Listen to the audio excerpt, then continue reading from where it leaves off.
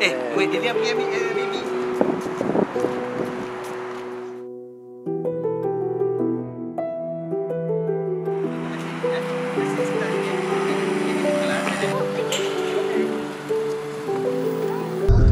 Tomorrow puasa. So, you want to sahur. You know what is sahur, right? We eat early in the morning. Why we didn't eat early in the morning? Yeah, we have to eat early in the morning. You nak makan apa? Orang kata aku kuat. Orang kata aku tabah. Itu apa yang orang nampak pada hari pengundi isteri aku.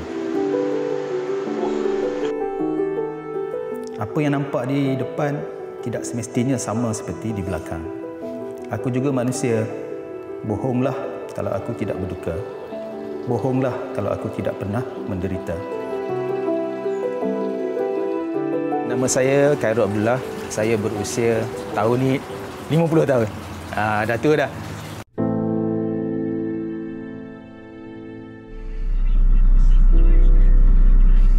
Isteri saya Marlina Abdul Manaf, satu hari dia balik rumah, dia mengadu tak sihat. Dia demam and then lepas tu saya nampak demam makin tak baik. Jadi saya bawa ke hospital. Jadi isteri saya telah terkena jangkitan kuman dalam darah yang telah merosakkan organ-organ dalaman dia. Jadi 2 hari selepas masukkan ke ICU dia meninggal dunia. Yes. Mami, kita jangan di picture. Do you love baby? Tanya tu. Wah. Ketika itu anak saya yang sulung Khalif berusia 4 tahun, anak yang kedua Khalil berusia 2 tahun dan anak ketiga saya Khalid berusia 7 bulan lebih waktu itu. Mami making the picture, right? Saya ingat selepas isteri saya dikebumikan, malam tu balik di rumah tu, saya cakap mak saya duduk sebelah. Dia cakap, macam mana abang? Ni anak ni macam baby ni. Bagi dekat mak lah. Awak balik kampung. Saya dengar je, saya cakap, tak boleh. Saya tak fikir lagi macam mana saya nak jaga tu. Tapi saya cakap, benda pertama, saya cakap tak boleh. Sebab satu, tak boleh pisahkan anak-anak saya.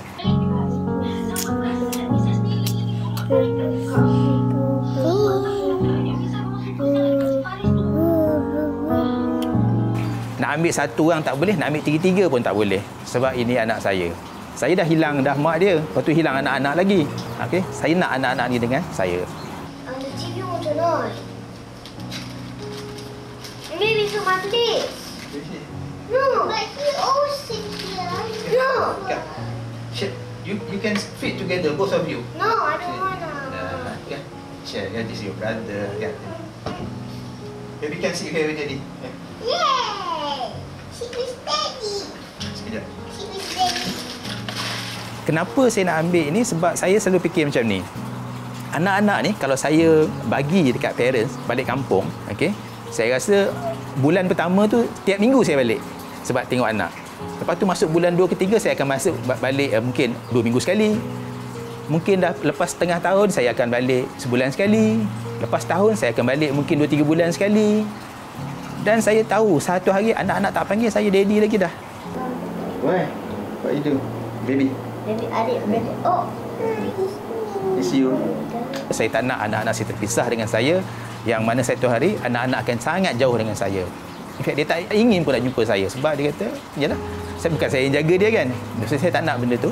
So, jadi atas faktor itulah saya ambil keputusan bagi notis berhenti kerja 24 jam dan hari berikutnya terus jadilah ayah dan ibu sepenuh masa.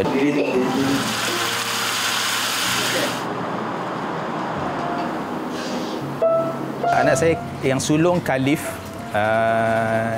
kini dia berusia 10 tahun. Anak kedua saya Khalil. Khalil ni sekarang berusia 8 tahun. Dan anak ketiga saya Khalid. Okay, Khalid ni sekarang berusia 6 tahun. I need to make a special air for you, okay? No, I don't need air. Wait, parents are making air at me. Okay, Khalif ni dia istimewa sikit, pemegang kad OKU, didiagnos sebagai ASD, Autism Spectrum Disorder, dan juga ADHD. Ketika didiagnos kali pertama, doktor kata dia ni Asperger Syndrome. Asperger syndrome ni adalah salah satu cabang daripada autism lah.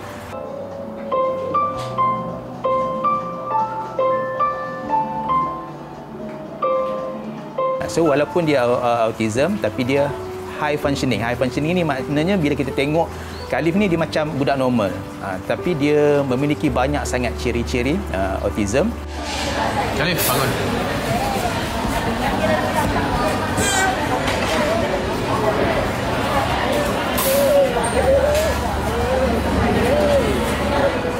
Dia tak sama dengan budak lain dan dia juga mempunyai IQ yang tinggi. Jadi struggle untuk saya untuk menyekolahkan dia sebab nak cari sekolah yang sesuai dengan dia. Sebab dia tak sesuai masuk sekolah biasa, tak sesuai masuk PPKI dan sebagainya.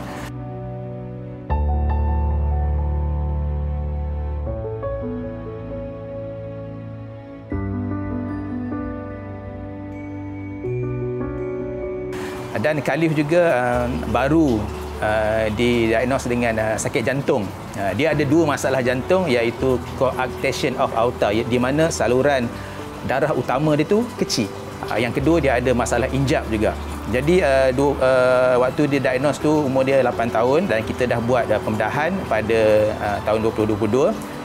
Alhamdulillah dah okey sikit. But bulan lepas menjalani lagi satu pembedahan untuk membetulkan stent dalam jantung. Dan alhamdulillah semuanya okey. Cuma dia tu menjadi pelawat tetap IJN lah, Institut Jantung Negara.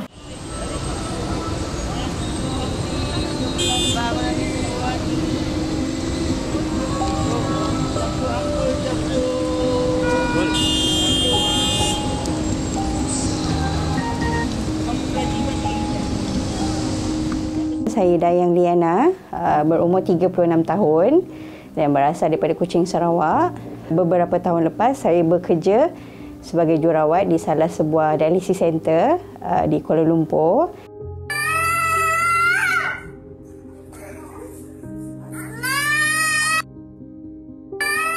Dan terpaksa berhenti kerjalah untuk menjaga anak-anak kembar saya yang disahkan autism.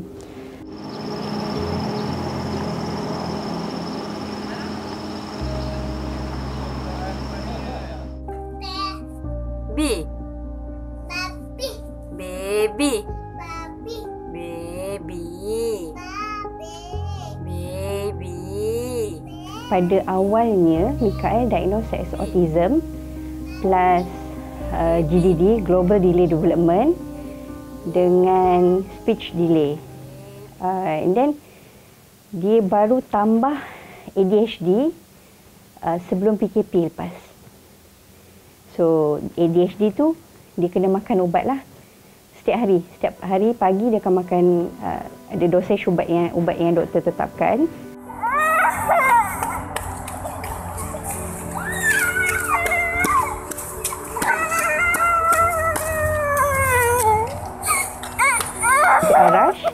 Arash hanya ada 3 diagnosis lah. Autism, speech delay dengan global delay development.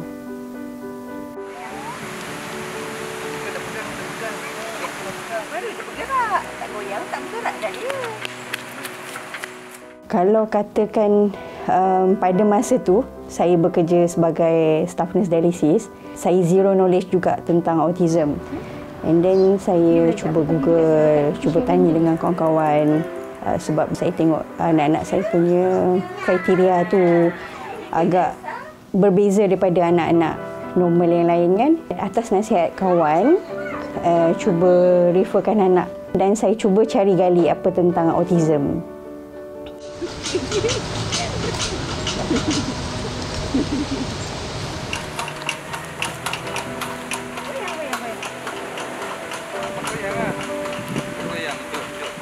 Masa mula-mula kami decide untuk hantar anak untuk diagnose, suami selalu cakap lah, tak apa, anak lambat je. So saya tak nak berpegang pada pepatah anak lelaki lambat. Cekat. Best tak sekolah, bang? Bang? Hey, best tak sekolah? Best. Cikgu baik. Ca. Saya cuba referkan Dan first appointment kami dekat Nasom lah. Kami buat assessment untuk kembar pada hari yang berlainan. Hari pertama, hari kedua, dan finding dia samalah, autism juga. Dan masa tu rasa perasaan kecewa tu adalah juga. Tapi saya dah terima awal-awal kalau anak tu dah disahkan autism. Cuma untuk suami saya menerima tu agak lambat sedikit lah.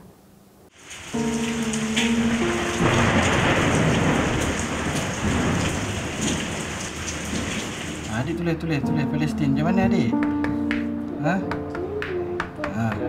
Papa pula kena tulis. Bila lah. Ha? Nama saya Muhammad Ifaruddin bin Effendi. Berumur 45 tahun. Berasal daripada Perak, Teluk Intan.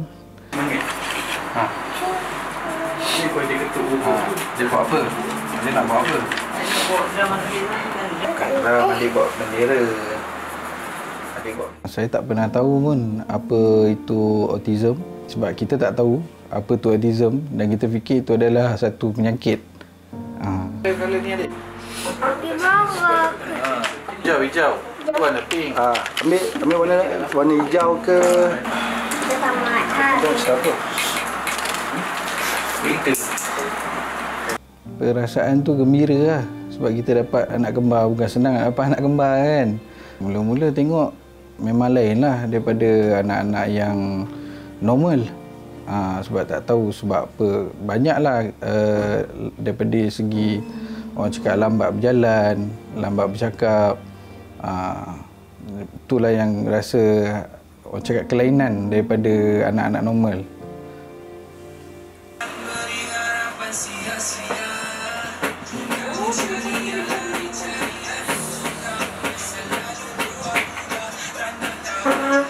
Masa tu dia speechless.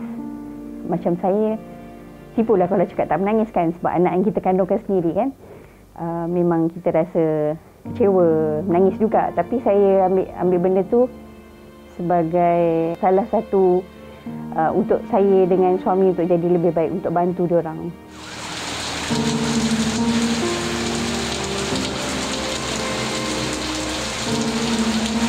Saya rasa sedih lah. Sebab kita orang pun tak ada pengalaman pasal autism ni dan kita pun tak tahu apa tu autism. Jadinya kita terpaksa jumpa pakar macam mana cara untuk atasinya autism. Kan nak marah tapi kena sabar.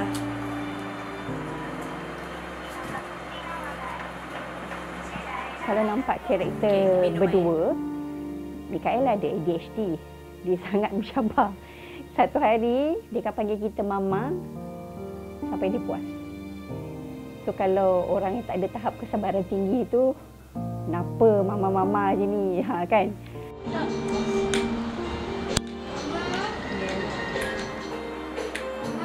Ya. Arash mencabar daripada segi behavior dia. Kuning kan? Arahan simple ni dah faham ke tau? Color ni dah tu. Dia tak boleh jumpa orang baru.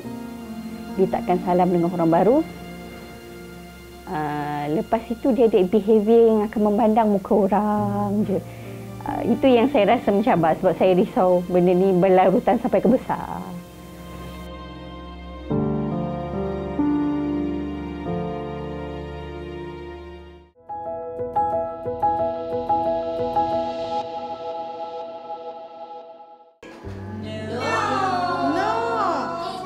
Tak boleh naik. Yes.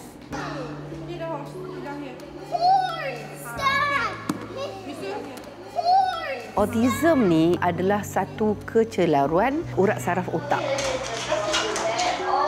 Nama saya Hasnah binti Turan. Saya berusia 55 tahun dan saya memegang PhD dalam bidang intervensi awal.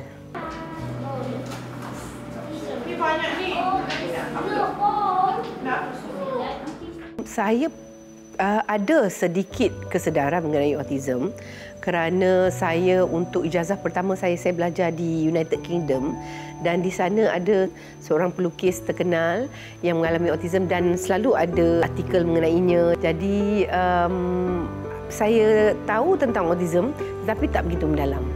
Okay, cut. Good job, Muhammad. Dah. Okay, one more. Pada awalnya, saya bekerja sebagai seorang guru dan apabila anak sulung saya didiagnosis mengalami autism, saya meletakkan jawatan dan menyambung pelajaran dalam bidang intervensi awal.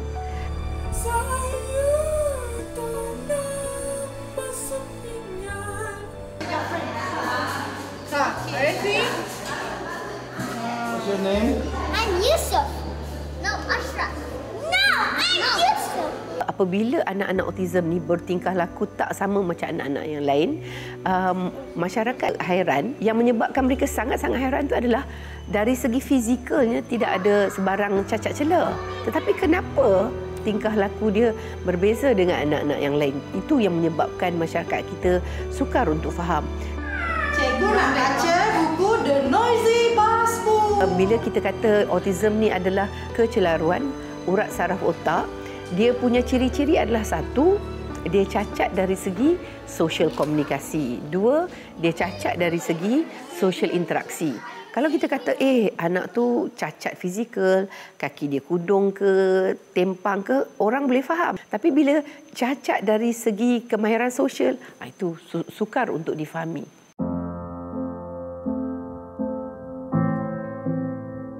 Amerika Syarikat membelanjakan beratus-ratus bilion dolar untuk menjalankan kajian, dah lebih daripada sedekat, dan mereka masih belum dapat memastikan apakah punca autism. Tetapi antara clue yang kita dapat adalah ada kemungkinan autism itu adalah disebabkan oleh keturunan ataupun genetik, dan ada juga clue yang menunjukkan autism itu mungkin disebabkan oleh persekitaran. Dan ada satu pendapat yang popular sekarang menyatakan bahawa anak tu mungkin dilahirkan dengan genetik yang ada kecenderungan untuk develop autism.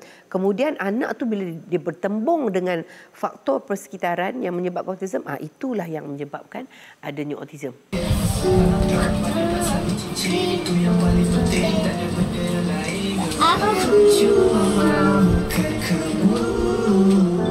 Mikael, yang first twin, dia punya steaming dulu dia koyak kertas. Dekat rumah kita orang dulu tak pernah ada buku. Kalau ada buku pun hanya dekat dalam bilik saya je. Kita orang akan simpan, segala ada sijil apa semua simpan.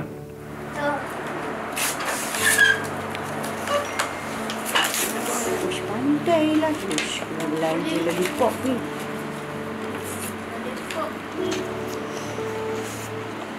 Bila di Permata Kurnia hampir-hampir 5 bulan, cikgu cakap, Puan kena buat, bagi timing dekat anak untuk dia koyak kertas. So saya buat malam-malam tu 1 jam tu dia koyak kertas je. Dia koyak cukup sejam, okey stop. Dia kan tahu bila kita dah buat rutin dengan dia 3 hari 4 hari, dia tahu bunyi je timer dia akan stop.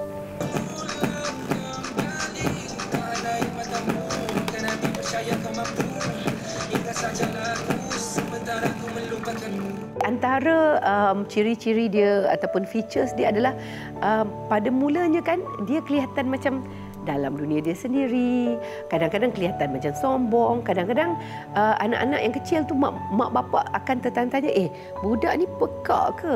Sebab panggil tak dengar, bila kita bagi arahan pun buat macam tu je kan. Dan bila main pun tak main dengan anak-anak yang lain. Pendek kata macam dalam dunia dia sendirilah.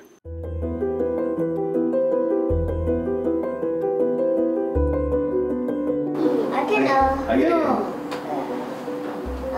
Show how to play Jurassic Park. Jurassic Park. It's not to play Jurassic Park. Then tantrum Khalif ni ketika dia, saya rasa waktu dia umur 5, 6, 7 tu agak teruk. Dan lagi satu dia mudah mengamuk sebab dia sensory dia overload dia panggil. Banyak-banyak benda masuk dalam kepala dia, so dia jadi mudah mengamuk. What happened?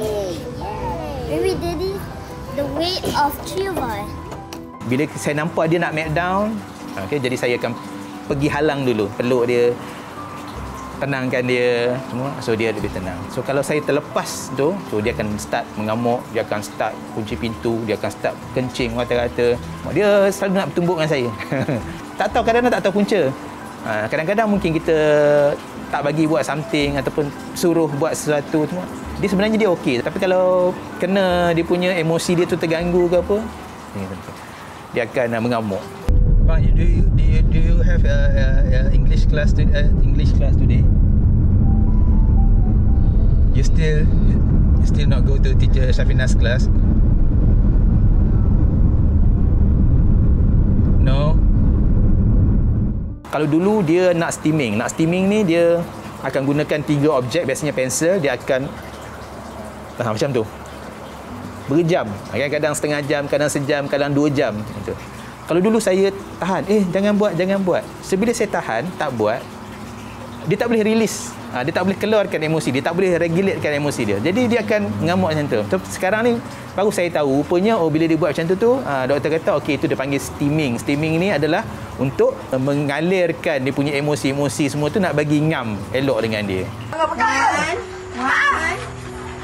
Bersama-sama. Autism ni kan, dia ada spektrum sebab nama klinikal dia Autism Spectrum Disorder. Maksud spektrum tu adalah ada anak autism yang teruk, ada anak autism yang ringan. Tetapi kebanyakan anak autism ni berbeza-beza. Yang mana autism teruk tu kadang-kadang dia betul-betul dalam dunia dia sendiri dan dia tak mampu bertutur. Jadi itu sebab kedua kenapa masyarakat sukar untuk memahami autism. Nak panas. Jom. Turun bawah.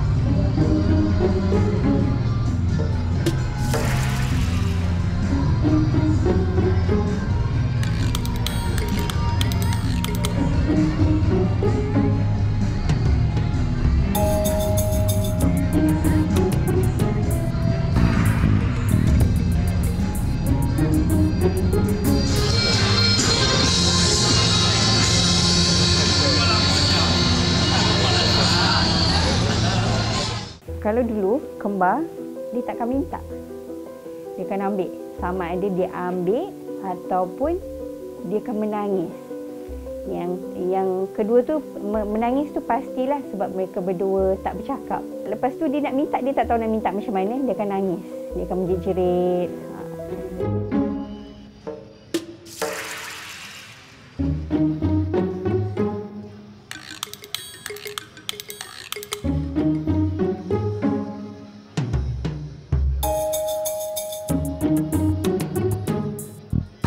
Sekarang ni yang saya dapat tengok tadi sendirilah. Saya pun tak sangka juga Arash boleh tarik tangan abang dia, tarik abang dia daripada ambil Milo kotak tu. Lepas tu abang pun saya tak sangka juga sebab sebelum ni dia akan ambil air dekat orang kan. Dia akan pergi kat orang tu, dia akan ambil. Tapi tadi dia pergi dekat saya. Mama boleh tak abang nak minta air? Nak minta Milo. Abang haus lah. Saya rasa macam ajaib pula abang cakap macam ni. Saya rasa macam alhamdulillah lah. Walaupun kita rasa macam dulu kan struggle banyak kan. Sekarang ni dia dah minta cara elok-elok. Saya rasa macam syukur banyak. Ada progres dia.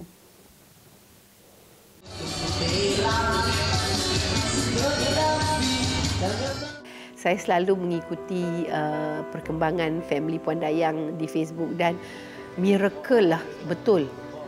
Saya sendiri pun walaupun dikenali sebagai pakar autism, tak sangka Mikael dan Arash boleh improve banyak macam tu. Sebab kita kenal Mikael dan Arash yang 3 tahun, 4 tahun dulu.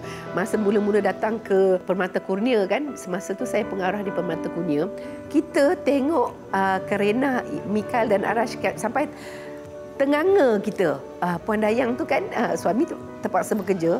Puan Dayang kiri kanan pegang Mikael, Arash. Jalan 2-3 tapak, ada kasut yang tertinggal, pergilah ambil kasut, jalan 2-3 tapak, dah beg pula kena campak, dengan tudung kena tarik dan sebagainya. Baru nak jalan seorang lagi dah rebah. Ya Allah. Dan yang menariknya tentang Puan Dayang ni kan, anak dia buat macam mana pun kan, muka dia tersenyum saja. Tersenyum saja. Bagi Mike bagi. Mak dia. Dan saya kalau ditanya bagaimana Mikael dan Arash boleh berkembang begitu banyak, ya betul mereka mendapat intervensi awal, tetapi yang lebih penting lagi adalah Puan Dayang dan suami dia mendapat ilmu tentang bagaimana nak mendidik anak autism. Intervensi awal tu, target utama dia bukan anak yang autism tu. Target utamanya adalah ibu bapa. Kerana kalau ibu bapa boleh handle anak-anak dia kan, jadi sepanjang hayat anak tu akan ada terapi.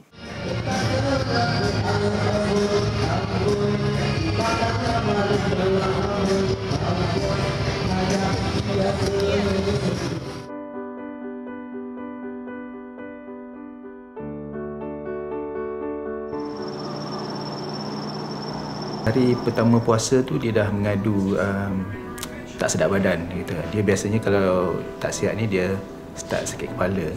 So bila dia sakit kepala ni saya akan check dia punya blood pressure dia, tekanan darah dia dah memang agak tinggi dan dia mula mengadu sakit muas, sakit tekak dan sebagainya. So ini tanda-tanda biasalah untuk dia mula sakit dan demam.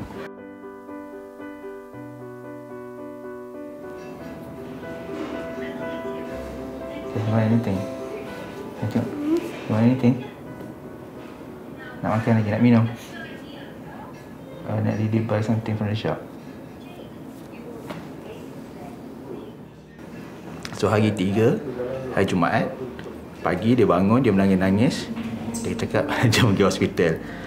So jadi saya pun bawa ke hospital lah. So bawa ke hospital, so bila kita check semua dan didapati dia positif influenza B.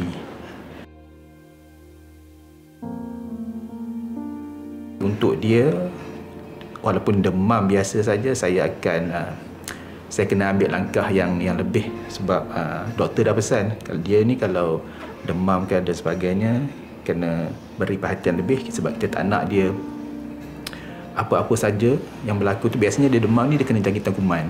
So kita tak nak jangkitan kuman tu mula melarat dan masuk ke bahagian jantung dan sebagainya. Jadi agak kalau dah sampai ke situ agak kritikal untuk dia.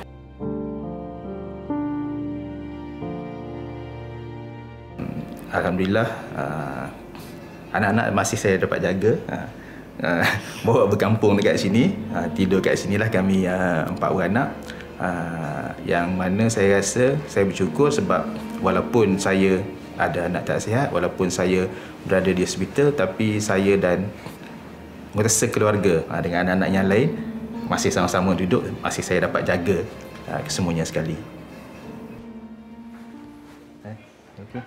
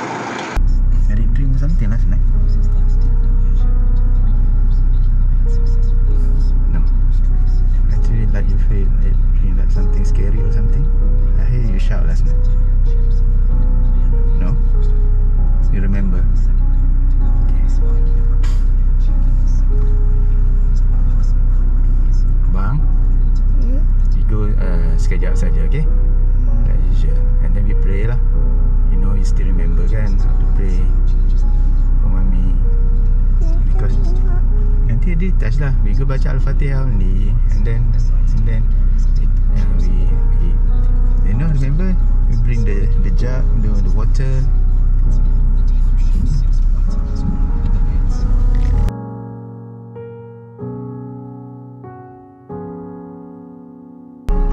Okay, jom kita pergi sekejap.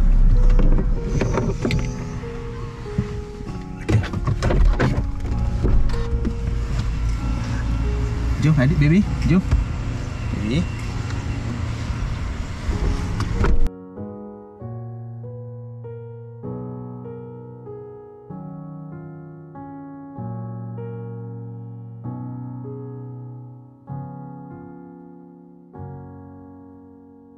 Hari ini alhamdulillah dia bagi kerjasama, dia datang, dia pergi kubur, pergi ambil air semua. Jadi saya rasa benda ni apa yang selalu saya buat adalah hari sebelum nak datang ni saya dah prepare dia dah. Dah bagi tahu dah. Okey, esok kita nak datang kubur mami apa benda semua. Dan dia akan rasa macam reluctant mulanya. Tapi saya selalu bercakap lah. Maknanya hari sebelum tu memang saya selalu bercakap. Dan alhamdulillah pagi tadi pun bila bangun dia bagi kerjasama. Lepas tu cakap hari ni nak pergi kubur mami. Dia cakap okey jom. So tadi nak keluar pun dia ikut saja. So kita suruh doakan apa benda macam selalu dia pun buat. So alhamdulillah.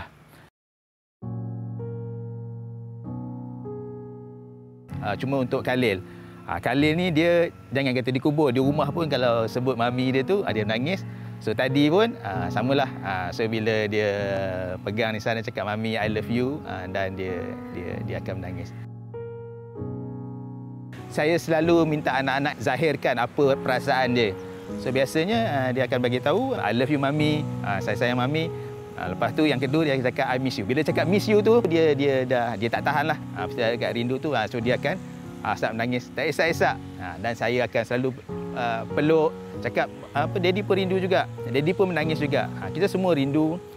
Kita semua ingatkan mami dan insya-Allah kita selalu datang, kita selalu doakan. Kat rumah pun kita doa. Nanti one day, satu hari nanti kita semua akan jumpa balik mami.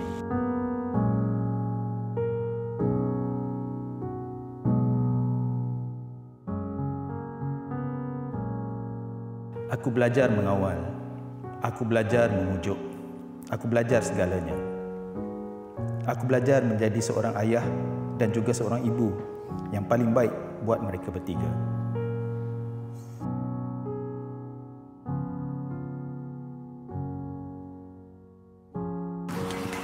Kita tak pernah jangka bila kita ada anak yang masih kecil, so kita jangka ialah kita nak tua bersama. Tetapi tiba-tiba satu hari isteri meninggal. Saya kata benda pertama saya kena buat adalah kena redha.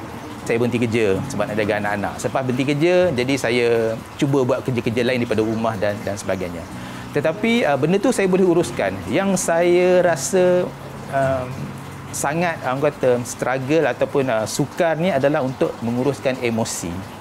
Emosi saya, okey, yang kehilangan isteri. Bila kita kehilangan ni dia rasa emosi itu sangat berat.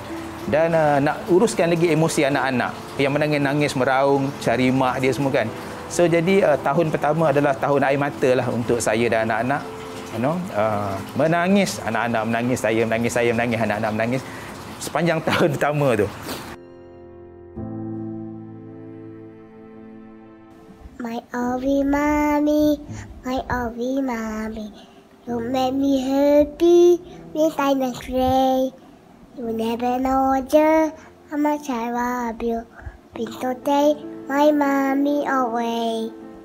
Tapi alhamdulillah masuk tahun kedua kita dah mula rasa inilah kita, kan? Yang pergi tetap pergi. So macam Khalif anak sulung ni dia sangat faham. Jadi dia suppress dunia feeling dia.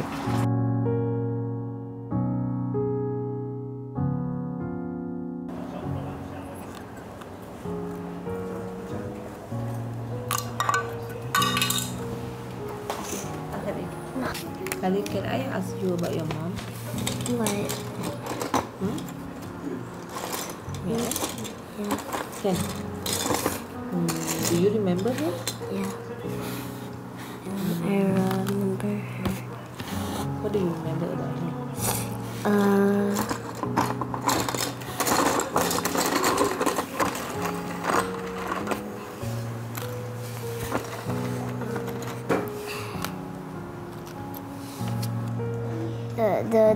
the Lego, that Lego car was a gift.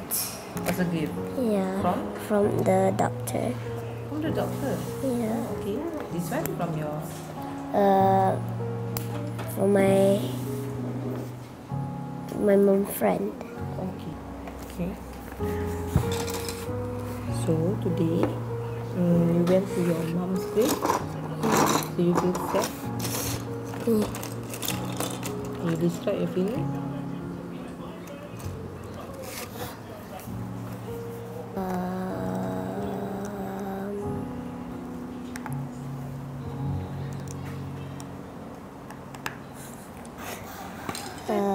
It's okay to share.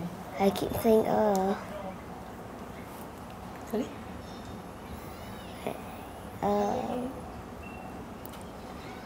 What do you want to do? It can bend. Is it broken? Yeah, broken. I think that was part of the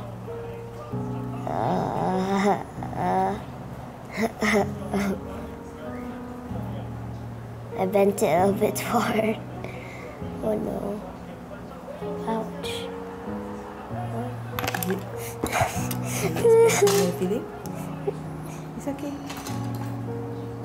Anak-anak masih lagi bila bercakap pasal mak dia tu, dia masih kadang dia masih sedih, dia masih menangis. Anak saya yang kedua Khalil tu kalau sebut je mak, kan, mami, dah berjurai-jurai dah air mata dia sampai ke hari ini. Tapi kami move on, kami move forward, kami looking forward, kami tengok masa depan apa. Saya selalu berbincang masa depan, anak-anak macam mana, apa yang kita akan buat semua. So alhamdulillah anak-anak faham dan sampai ke hari ini semuanya orang kata berjalan dengan lancar.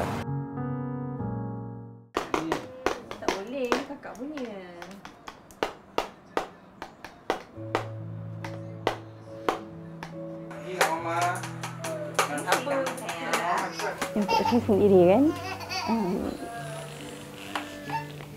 sebab itu saya ambil masa untuk biar saya struggle sekarang untuk besarkan anak-anak macam mana, sebab satu hari saya pasti akan tinggalkan diorang juga. Actually saya tak ready lagi sebenarnya.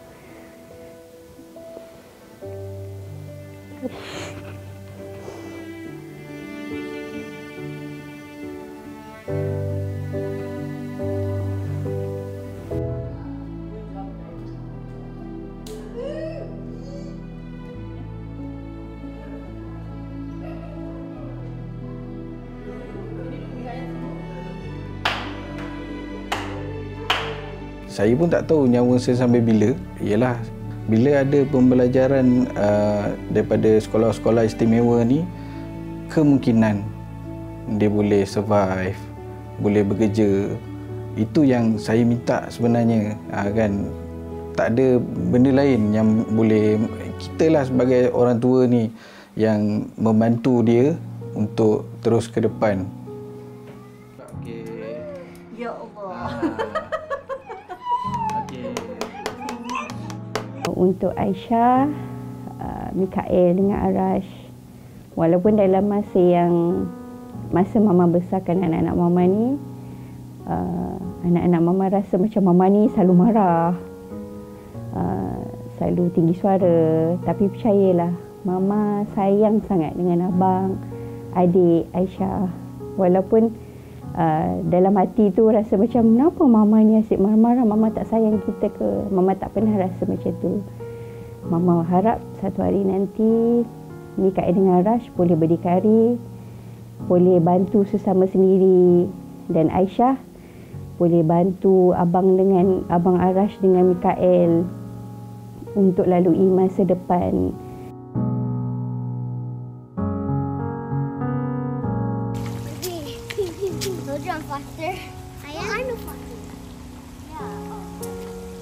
Buat Khalif, buat Khalil dan Khalid, jadi tak ada apa dia diharapkan dalam dunia ni.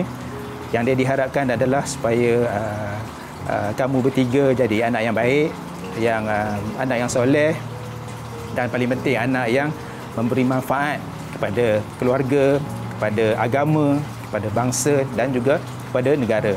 Itu saja yang Daddy harapkan. Daddy dah cuba dah yang terbaik. Daddy dah buat segala-galanya untuk kamu bertiga. Dan Daddy harap kamu dah besar, dah berjaya dan dapat balas jasa Daddy ni dengan jadi orang yang baik dan memberi manfaat kepada seluruh umat manusia. Itu saja harapan Daddy.